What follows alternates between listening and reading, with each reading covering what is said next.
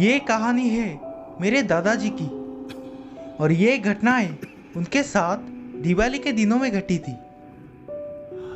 ये बहुत सालों पहले की बात है, जब एक गांव दूसरे गांव से बहुत दूर हुआ करता था और लोगों को पैदल चलकर ये सफ़र तय करने में कई दिन लग जाते थे। और ऐसे ही एक साल मेरे दादाजी उनकी छोटी बहन के ससुराल के घर दिवाली मनाने के लिए जा रहे थे।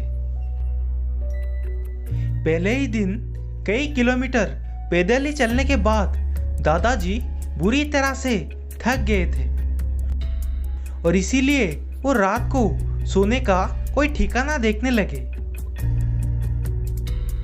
अंधेरा होने वाला था कि तभी उन्हें एक छोटी सी झोपड़ी नजर आई। उस झोपड़ी में रहने वाली बूढ़ी औरत मेरे दादाजी को रात भर आश्रय देने के लिए तैयार हो गई और इसीलिए दादाजी को वो औरत बहुत ही दयालु लगी, क्योंकि उस जमाने में अनजान लोग इस तरह से अकेले रहने वाली बूढ़ी औरत को बड़ी ही आसानी से लूट लेते थे। इसीलिए उस बूढ़ी औरत का मेरे दादाजी पर भरोसा करना बहुत ही ज्यादा असामान्य था। कुछ देर बाद उन दोनों ने साथ बैठकर लालटेन के उजाले में खाना खाया। फिर उस बूढ़ी औरत ने मेरे दादाजी के लिए बिस्तर बिछा दिया और खुद कमरे की दूसरी तरफ जाकर सो गई। पर एक दिक्कत थी, मेरे दादाजी को अंधेरे में सोने की आदत थी। इसीलिए उस लालटेन के उजाले में उन्हें नींद नहीं आ रही थी।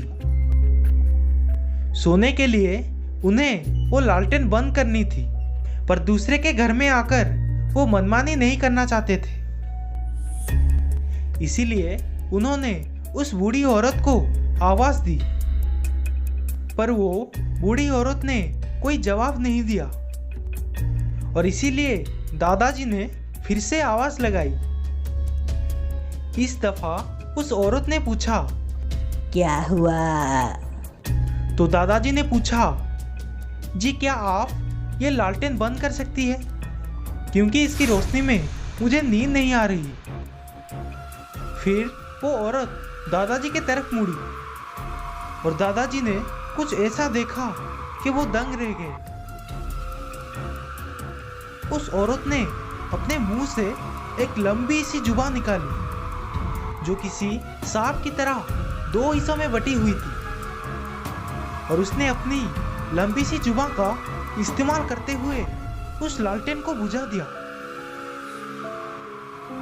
और मुस्कुराते हुए मेरे दादाजी को बोली, अब तो नींद आएगी ना।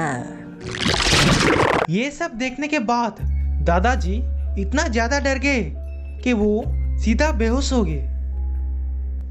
और दूसरे ही दिन जंगल में आए कुछ गांव वालों ने मेरे दादाजी को जंगल के बीचों बीच बेहोशी के हालत में पाया। होश में आने के बाद दादाजी ने उनके साथ घटी सारी बातें गांव वालों को बताने लगे। उनके बातों पर गांव वालों ने कहा कि वो बूढ़ी औरत कोई और नहीं बल्कि एक इच्छाधारी नागिन है, जो कि कई वर्षों से इस जंगल में भटकती रहती है और रात में इस इलाके में आने वाले को वो डरा के बेहोश करके जंगल के बीच में फेंक देती है। कहते हैं वो इच्छाधारी नागिन इस जंगल के नीचे मौजूद एक गुप्त गुफा की रक्षा करती है, जो कि खजाने से भरा पड़ा है। लेकिन वो नागिन आज तक किसी की भी जान नहीं ली।